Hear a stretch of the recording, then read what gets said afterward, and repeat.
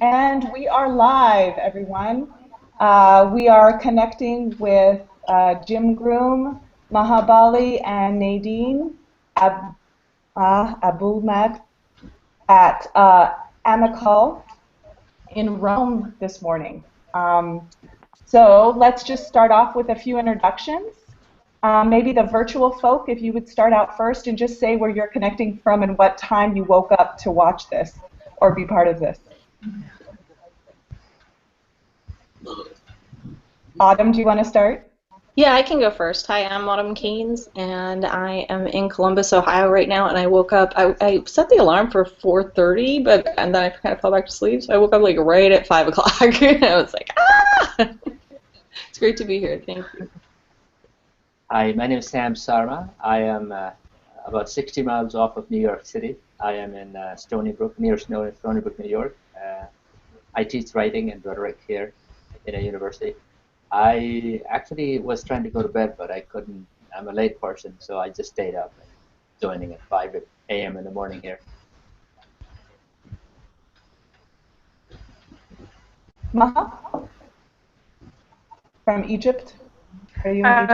I'm Maha Abdelmonem from Cairo, Egypt, and the time here is the same as Rome, so I'm lucky. I just woke up in the morning and waited for the session to start. After I had the chance also to watch the broadcast. And I'm Sundi, and this is Daniel, and we're in Prague. And how about our on-site folks? Hey everybody, I'm Nadine Aboulmagd. I'm the virtual connecting outside buddy for the AMICAL Groom. We actually woke up, Jim and I, we woke up around like, I don't know, 6, 7. Yeah. We started the conference at 9, but it's 11 o'clock our time, and Maha has a nice story about how she woke up.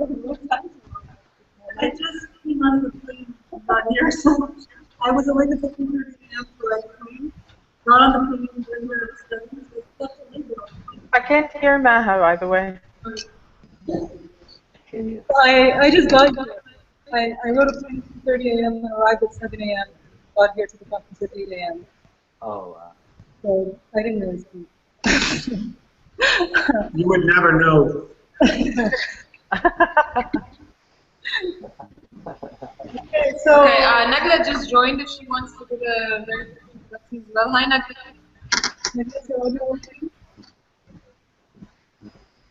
Nagla, are you there? Okay, maybe. Okay, let's go. Let's do that. Hi, I'm Jim. Well, I woke up at the same time. I did a nice 12-mile run. I did some push-ups. I ran through the forum. I posed for a statue that was posting up in the forum. I did a lot.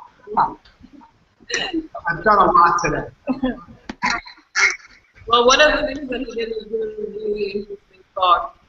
And so I was just wondering how many of you guys got to see a live stream? I did. Nadine, your sound from your microphone is not coming in very well. What can we just lower the bandwidth or do something? Yeah, I concur. I'm having a hard time hearing you guys as well. I don't know what kind of room you're in, but it sounds like there's just some audio, acoustic kind of problems. The room acoustics are terrible. Yeah. It's like this close. That might be the best thing that you can do is just make sure. Yeah. Push the laptop to this button, right?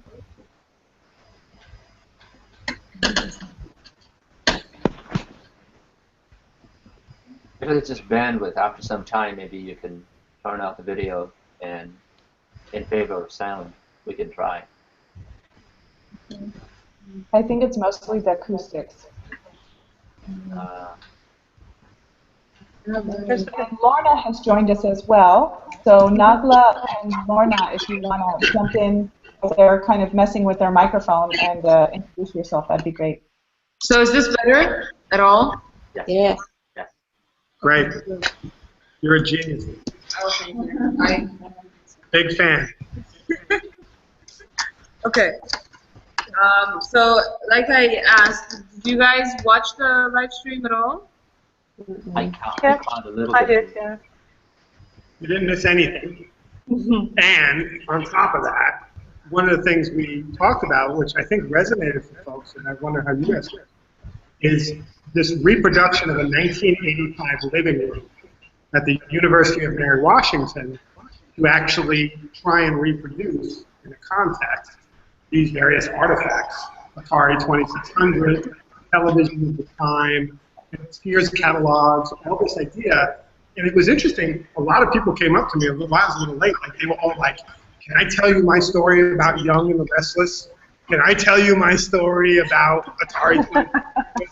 Can I tell you my story about my Russian, etc. experience with, you know, and I was really blown away by how the particularity, the smallness of that context in that moment in the media, which is really a pre-web, it's definitely a pre-web moment, but for many a pre-internet moment, even though the internet existed, it wasn't popularized yet. So like, it was an interesting kind of frame. 1985 was the year, and some cool things happened in 85. Domain names were formed, like the domain name system was formed in January 1, 1985. The idea of giving out and selling domain names. Nintendo NES, Mario, right, started in 85.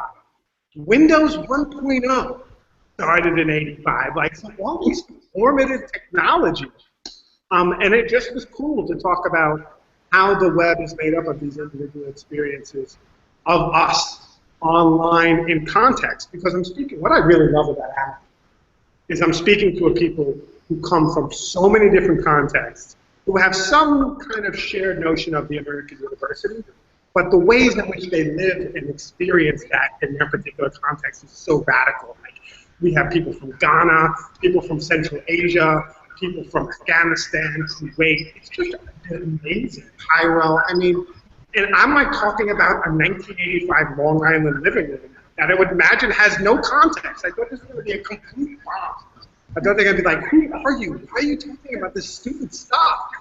But it was amazing how much people associated that with their own context and their experience of media.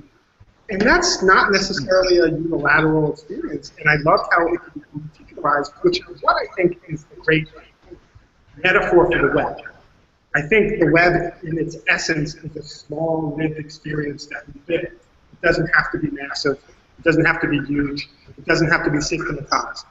And so that was kind of the point that I think the presentation tried to make. I don't know if it did it, but people did like a 1985 living room, so take that away. If you ever want to impress people, talk about the 80s. Okay, so I know I'm Sundi and Maha and a few other people were writing comments on YouTube. I couldn't respond because I was on Jim's laptop and I didn't let him log in. But I was talking to you guys on Twitter. Is there anything you guys wanted to ask Jim or talk to us about? Well, actually, I was just reminiscing about BBS, and nobody seems to have ever tried it. So perhaps, and I'm guessing that Jim must have tried it. And I keep hearing about or listening to him or to his talks about domain of one's own, about big data, about us being the product, and so on. I keep over and over think that what if, with all the technology, the power of the computers, the increased bandwidth, that the internet becomes our service at home, like we had our BBS computers and connecting with each other and having everything on our own computers and other people's computers, not organizations, not sites. Is that at all, feasible, or is that going backwards, or I don't know? I think that's a brilliant, what you're saying makes total sense to me. The idea of the BBS is something I did experience, and it's interesting. My experience was that's how we used to share games. So people would have these, yeah, exactly, games like, Conan the Barbarian for Commodore 64, which was an awesome game. And so someone would put it on a link, right? Not on the web, but you would get it on the internet. You'd be able to get that, 2 days to download 64 bits or whatever it was, and like you would have a game. It was amazing. And that was the web, right? But no, it wasn't the web, it was the internet. So the point you make about are we moving to a point where we have our own? Absolutely. I mean, I think we have this capacity, diaspora as an interesting example, the idea that you have a server in your pocket, right?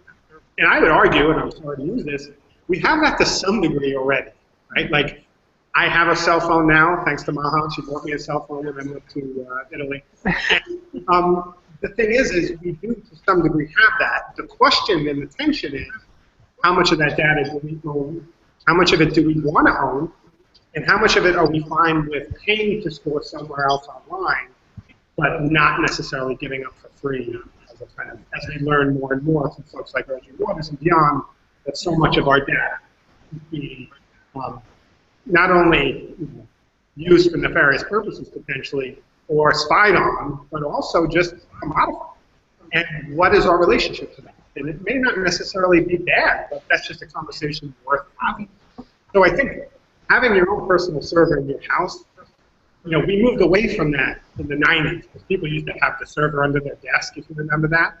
And I think we could move back to that, but in a very different form factor. It could be the server in your pocket. Mm-hmm. And it could be a server that you have locally, but also in 50 different places around the web. So, because the very, very local server is very risky, because the house burns down, or, it will burn down. Something will go wrong with it. Nobody have the tech skills for that. Yeah. Which is why we have to make a thing. Can we get Maha in the frame? I can't hear her. So I can't see her lips, and I can't, it becomes really difficult. Okay. I was saying that the local server is risky because anything could go wrong with it, and you have to have the tech skills to be able to take care of it. So that's why we use shared hosting, right? But then the other aspect of owning your data or not owning your data, there's the world, the way the world is, limited extent to which you can own your data, because there's so much that has to lie somewhere else for you to be able to interact with other people, to take part in any system, and then what are we going to do about that? That's a point, Maha, that you brought up earlier. I think you brought that up in several blog comments. I've seen you on the blog this week. And it is a point. And it's a point like, even if I comment on Maha's blog or anyone's blog, he owns that comment to some degree. I count on her good faith to keep it there and to archive it.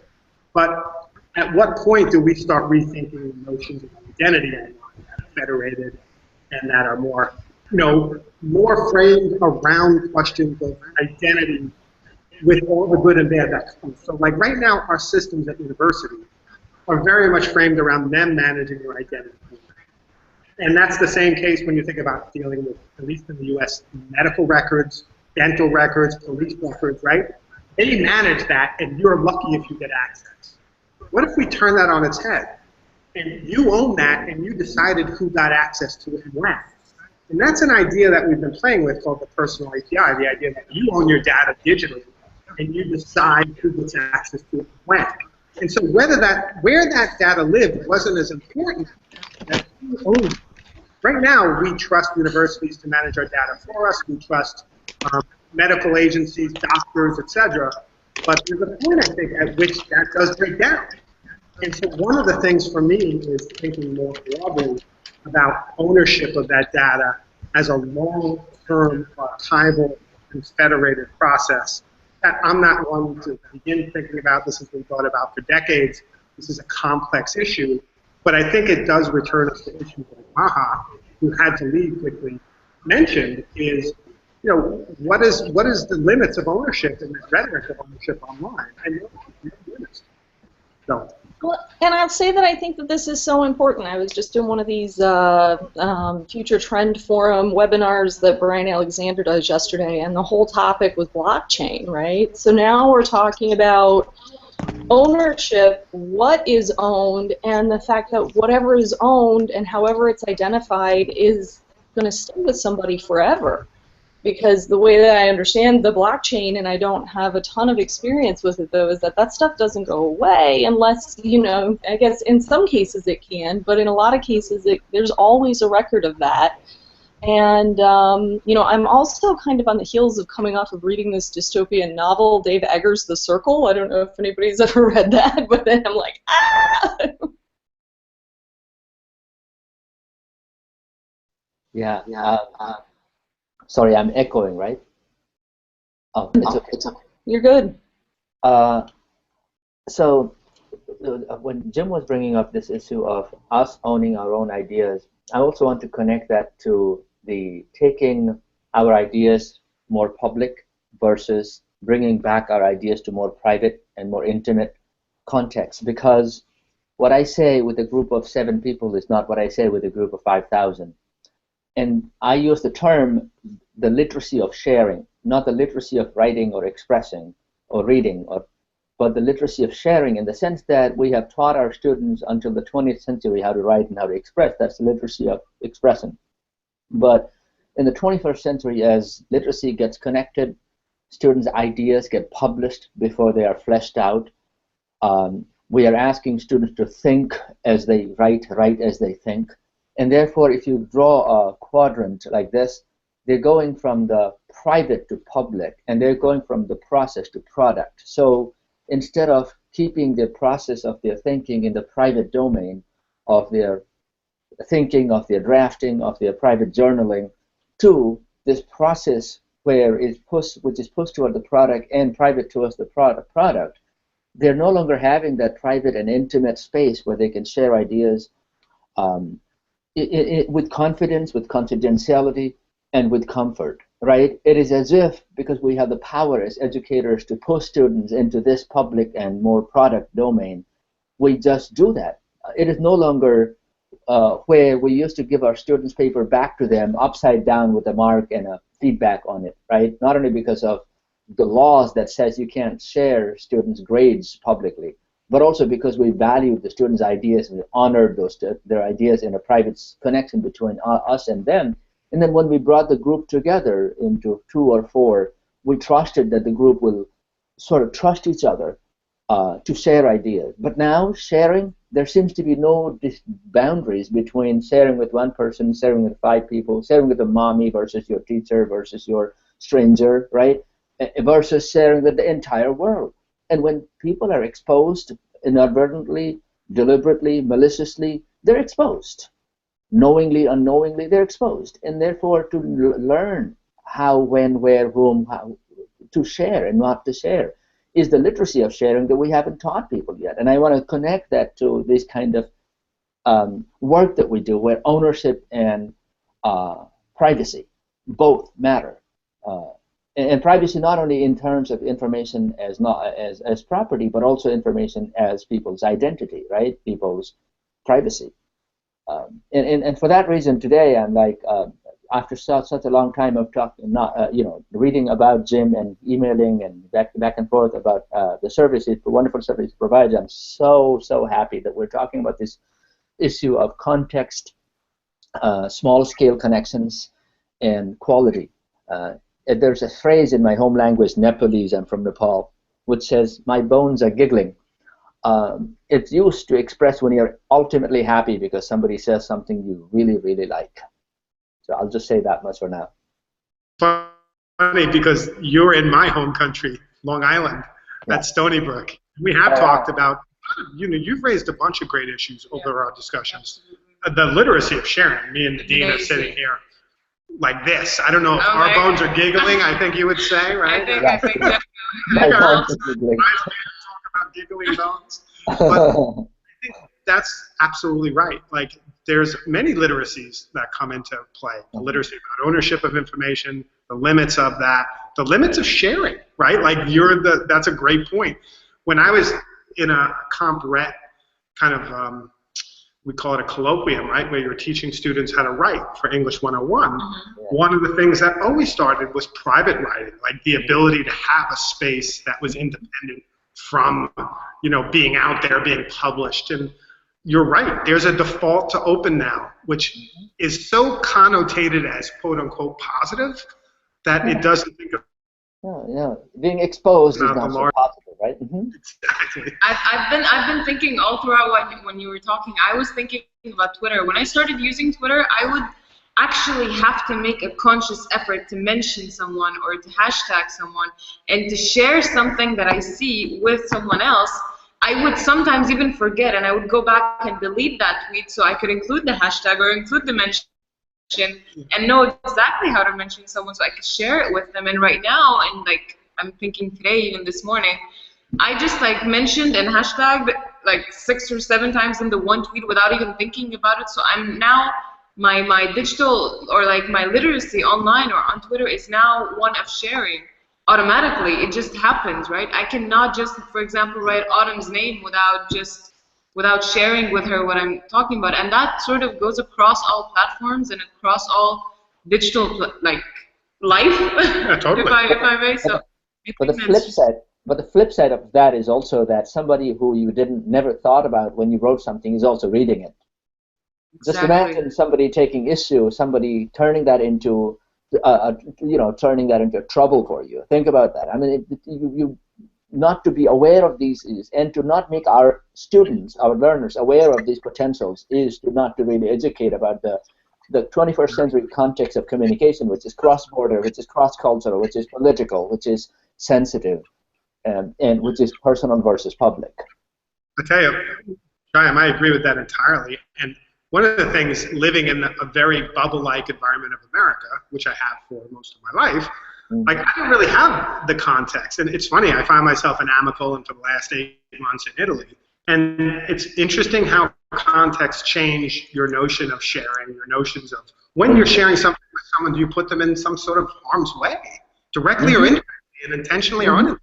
And there's a lot of, I think Lorna says it brilliantly in the comments, like the interface between this notion of openness and, exposure and sharing is fascinating.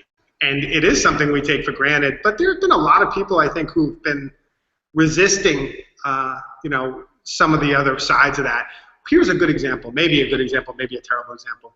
In the U.S., we had about 1.5 years ago the kind of crisis of Yik Yak. Yeah. And it might have been in other places where it was basically an anonymous network within a very specific cultural, like geographical space, like within 10 miles radius or diameter or what have you. I was never on it, so I'm speaking as an outsider. And what I understand is people would anonymously post their feelings about a thing, about the university. So ours was very focused on UMW. And some of the worst parts of humanity came out in it. Racism, sexism, questions of, violence, abuse. And then there were these amazing moments where people were sharing, like, I feel really vulnerable right now, or I feel suicidal, and then a whole community would come to them and say, look, you're valuable, we love it. Like, it was just, from what I understand, you saw these extremes.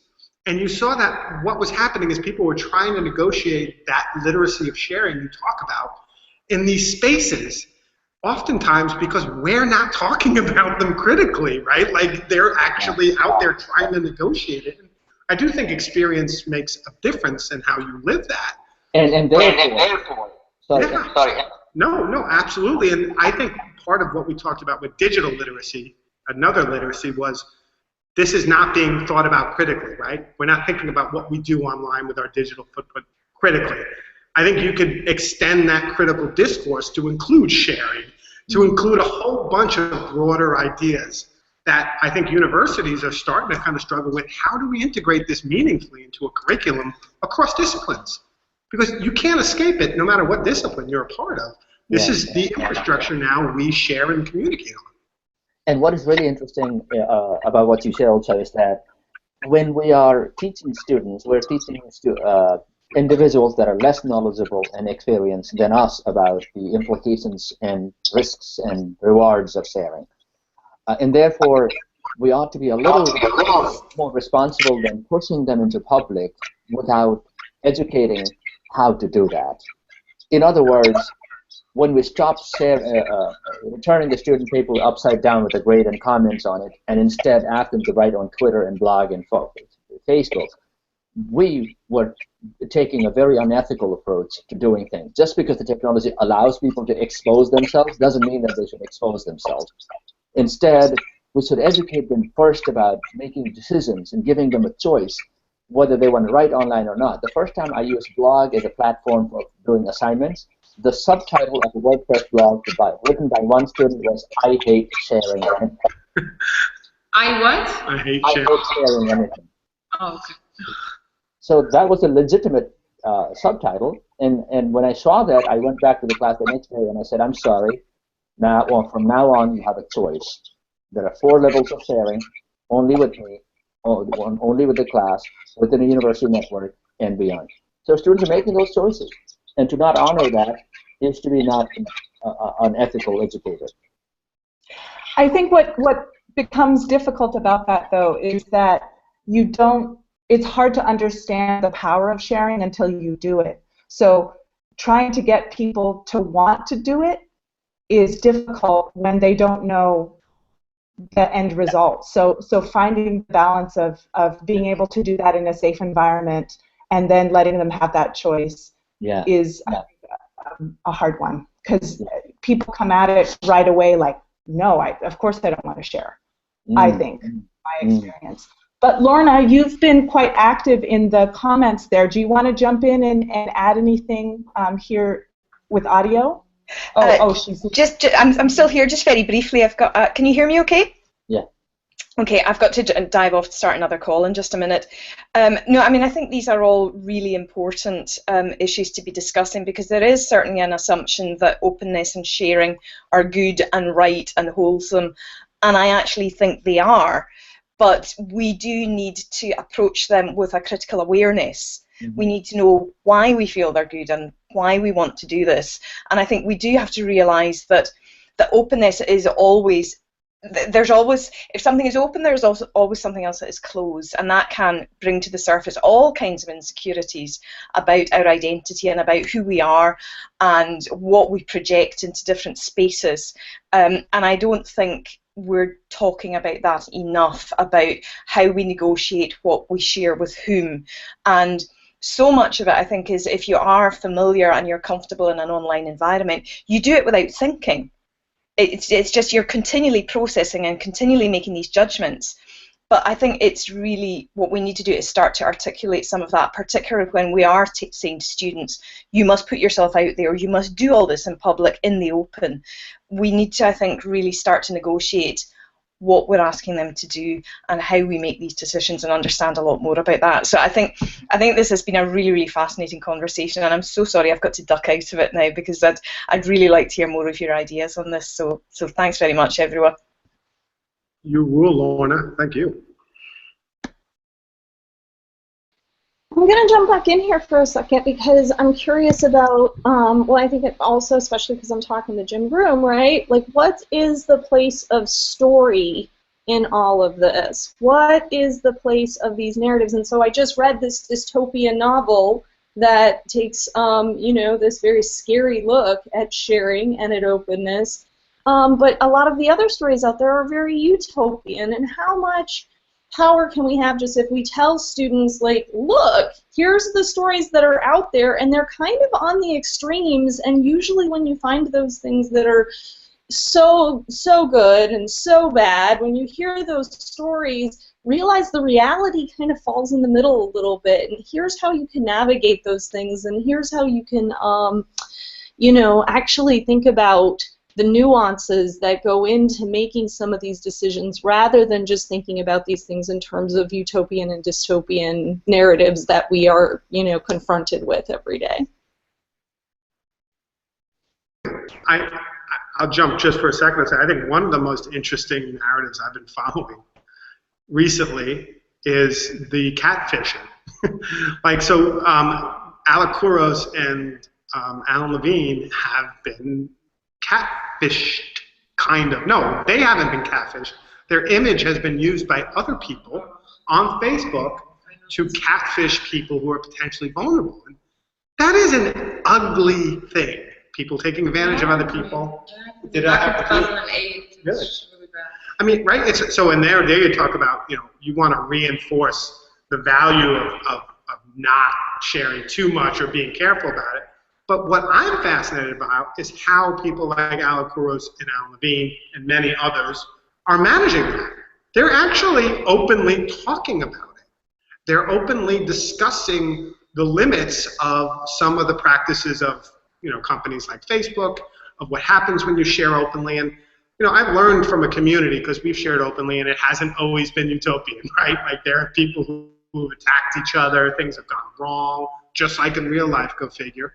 And one of the things that I realized is that there are both sides of the coin. Like with the open and the possibility for good also comes the possibility for things going wrong, and for your ideas being used in ways you didn't intend, for people assuming you said something that you didn't mean, for you saying something used out of context, or for you just having a bad day and being a real jackass to someone and not being able to take it back. And to me, I don't see that as a negative necessarily.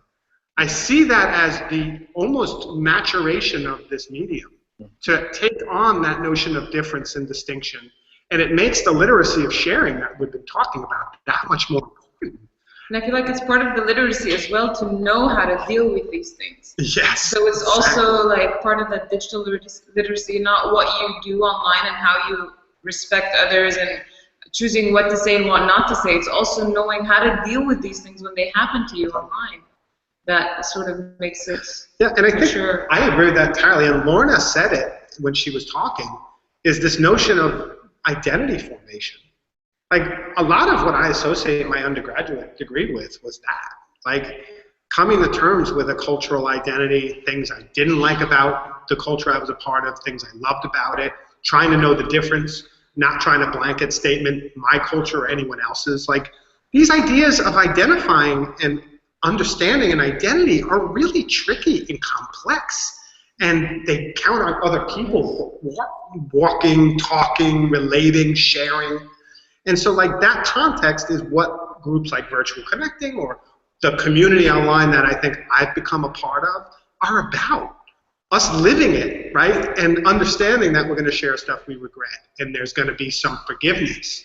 Because I do think forgiveness is a huge part of this, right? Like, and the more we share as a community with each other, I think the more forgiving we get.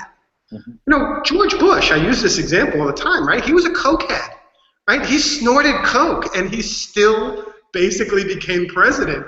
And not that I'm a fan of George W. Bush, but the fact is that actually, because of the way media has worked, the community has become more forgiving. And I have to believe the same thing is happening with social media. So as we make mistakes, and they happen, I want to believe as a broader cultural phenomenon, and I might be wrong, people become a little bit more forgiving with that. Now, that might be a point people want to push back on, and they probably should.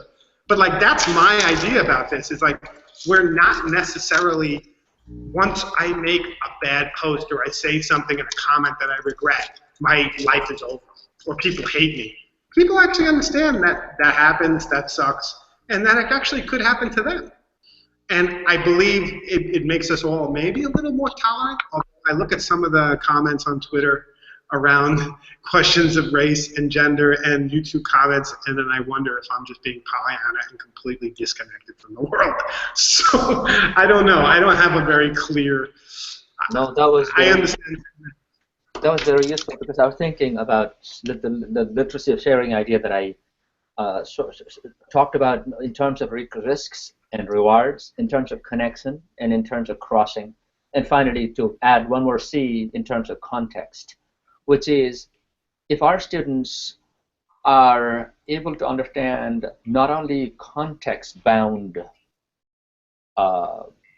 communication, but also context-crossing communication, because these are two different paradigms. When you think about, in my discipline, we talk about context, audience, and purpose. And sometimes I use an M in there, medium, so that it becomes a camp. The camp is that the context, audience, medium, and purpose.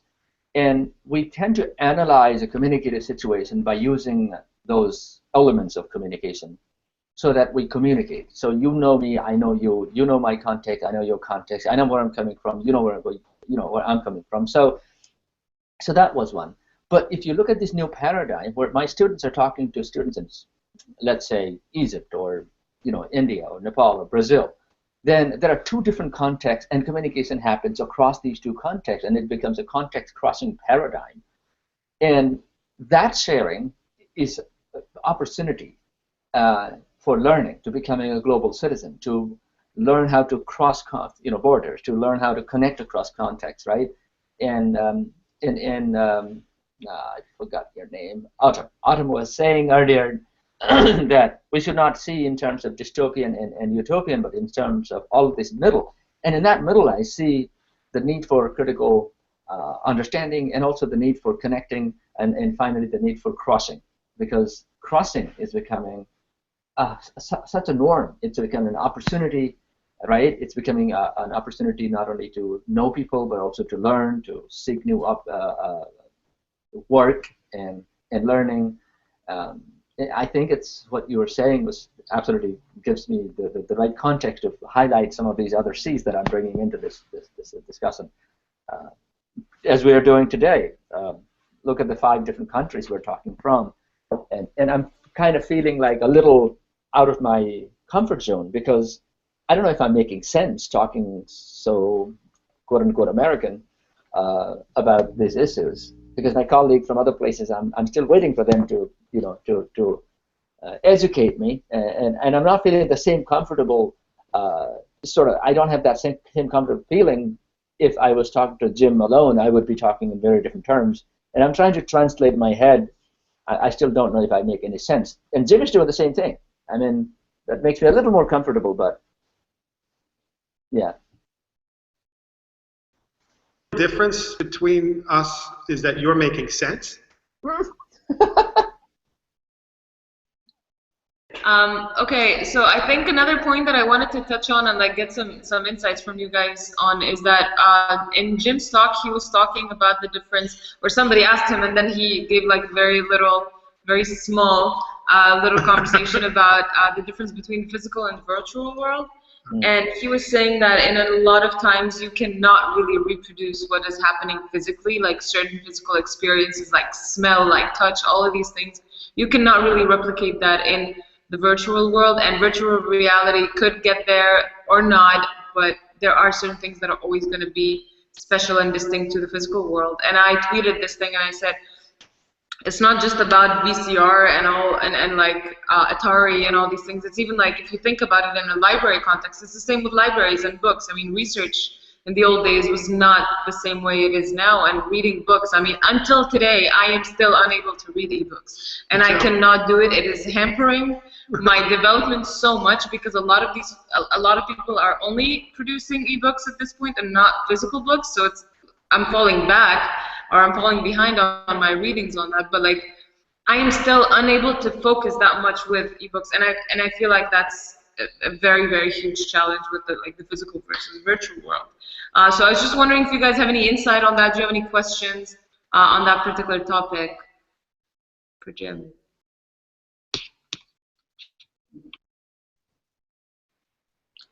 Well, I mean, I think about that a lot with the work that we do with virtually connecting, right? When we're having these conversations all over the world, I mean, it's in the name, virtually connecting, right? And I mean, there's a reason why we call it virtual, right? Because it's there, and I mean, it's such a rich experience. And you know, going back to what Shyam was saying about context, the fact that it's small group conversation, but it's also being live streamed, and it could be viewed by anyone. It's very, very public. Small group conversation, right? There's a lot of different layers going on there, and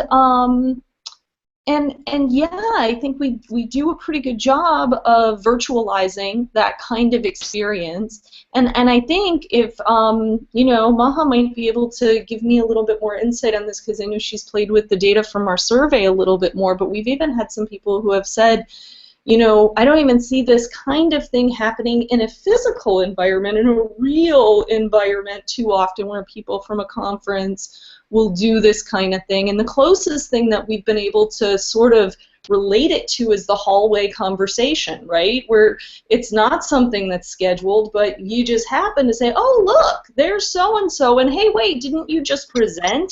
And oh, I have some questions about that. And people kind of gather, and you do get that kind of small group that forms. but it's not something that's scheduled necessarily. And our environment here, when we do it virtually, we can't have it completely unscheduled, right? This wouldn't happen if it was completely unscheduled. So we have to insert that kind of little bit of scheduling piece into it. And it's an interesting way of layering the real and the virtual. And it's a paradox at the end of the day. It is real, right? We're real people. We're able to communicate with each other. I might not be able to, like, you know, reach out and touch you or give you a hug, but the fact that I can see the smile on your face and see the light in your eyes, right, is so much more than if we were just doing audio. Yes. So I'm just going to stop because I'm kind of going on, but yeah, those are just some thoughts that I have on that. Emails seem to be the least, you know, effective in terms of conveying our ideas and our feelings. Messes up all the time. But yeah, and then audio, and then if you add video. But yeah, you're right. I mean, it's probably not as like standing next to the person with a physical body, and you know, I haven't seen people virtually hugging each other. So it's funny, like, would smell right now with us in these different places, would it add to our experience?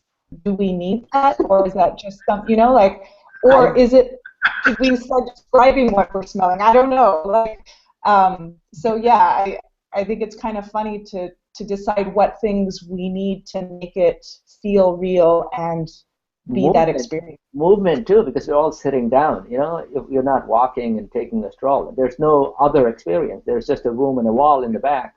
So if you actually start going and comparing, but I think we're also gaining a lot despite what we lose, because like we're gaining the possibility of talking across continents, and I would start from there and go with the 20 different benefits of it. But there's always a trade-off. And I think you benefit maybe from not smelling, because Nadine has to deal with my deodorant.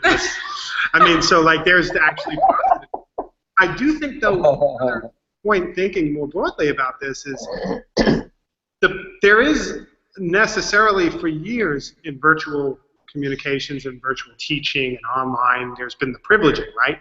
Like the real is necessarily privileged over the virtual.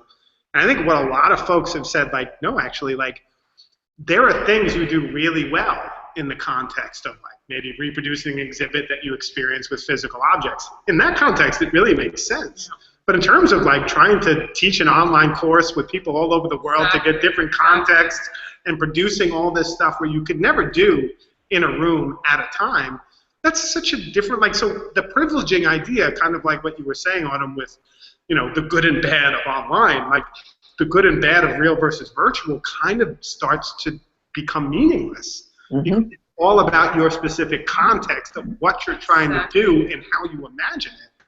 And so it's actually the privileging of the virtual and the real, because in some ways, I prefer virtual for a lot of stuff. But in other ways, like for the exhibit, I really preferred, and that was a personal thing. I liked having the cartridge in my hand. I liked looking at a cathode ray TV.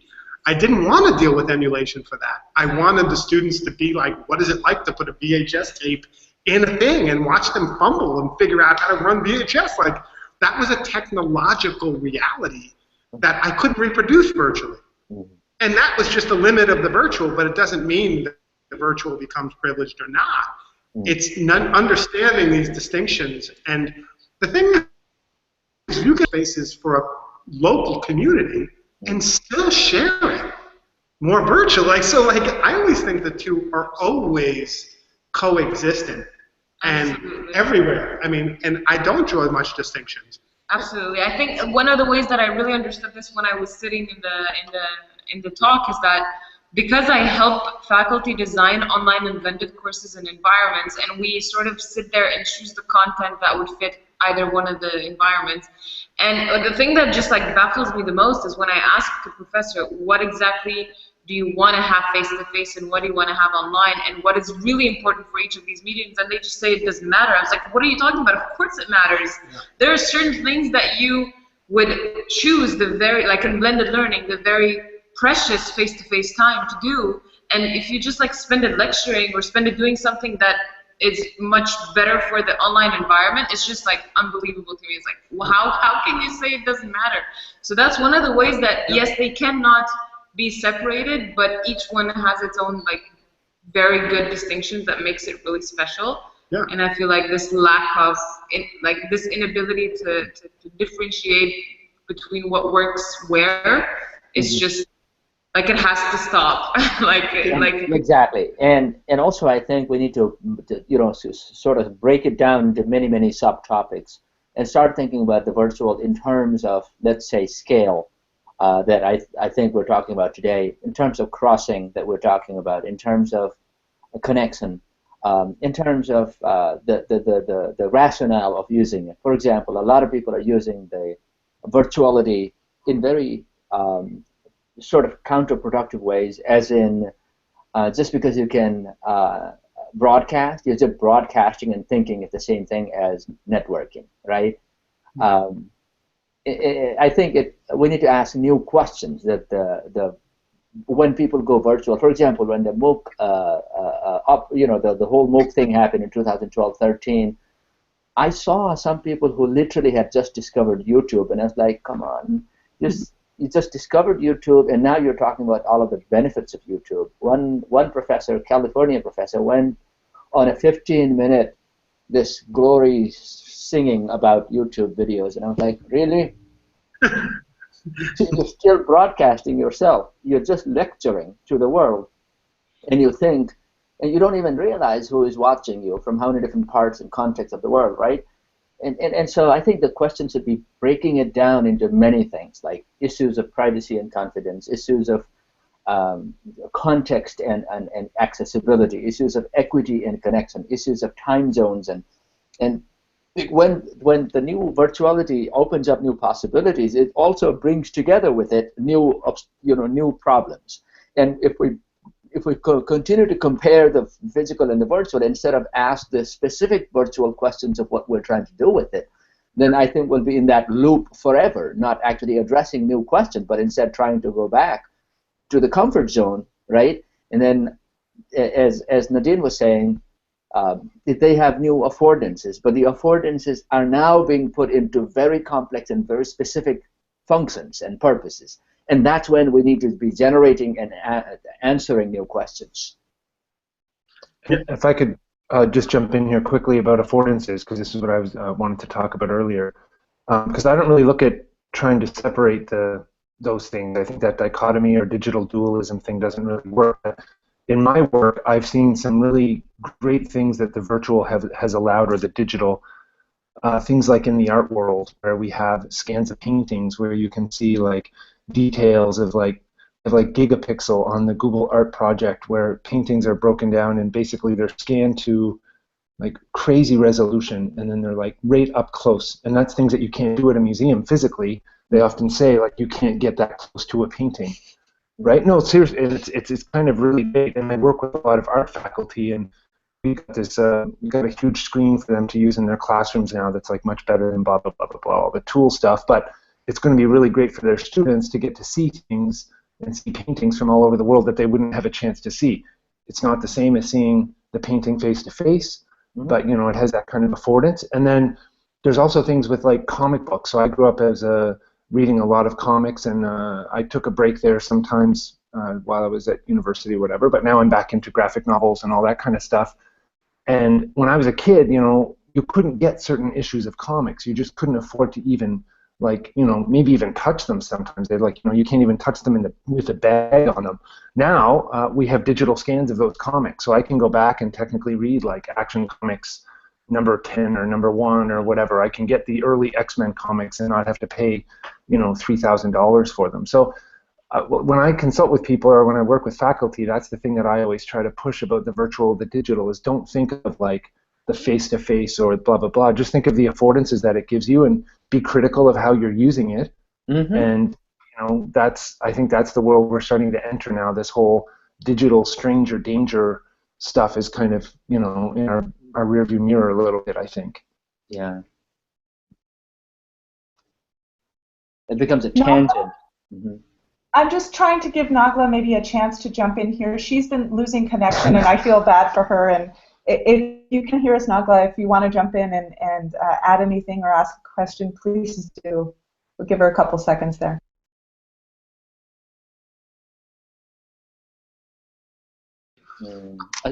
Is it muted? No, it's not muted, right? No. It's just gonna have we can hear you very well. Your audio is not even working, I think. I can't hear her at all. Yeah. I think it's just her connection. Yeah. Okay. I just wanted to give her a chance. Yeah. I mean, just based on what was said about some of the affordances, which I'm really interested in, and the idea of broadcasting. In 2011, when we were doing DS-106, Grant Potter created the radio station, DS-106 Radio. And what was so interesting about that is that was a broadcast medium. But the way in which they built the station, anyone from their iPhone or their computer could broadcast. And then Twitter became the conversational piece around which we shot back. And what was interesting is that kind of new combination of kind of conversational broadcasting started to introduce questions around quickly sharing images, playing with someone's broadcast on Twitter, having students broadcast, having students interrupt the professor's broadcast on purpose. Like, so broadcasting itself became literally interrupted as a medium to start playing with. But what was interesting too is we would use the radio to broadcast an old radio show, which we wanted to look at as a class. And then we used Twitter as a place for us to converse about the actual show and the particular elements. And then students, when they made a radio show, we would broadcast it on the radio. And then Twitter became the back channel through which we talked about it. So, like, there's also that matching up of these small pieces as a faculty member, as a technologist, as a librarian, whoever you are, to make them kind of new, like new forms and new possibilities. And that, to me, is what I think I do. Like, that's my job, you know, and I love it. How one person broadcasting versus many people broadcasting versus everybody being able to broadcast is very distinct, right? Yeah. It's interesting. Because the professor broadcasts, it's one model, but if the students are broadcasting at each other as well, then it really isn't broadcasting anymore.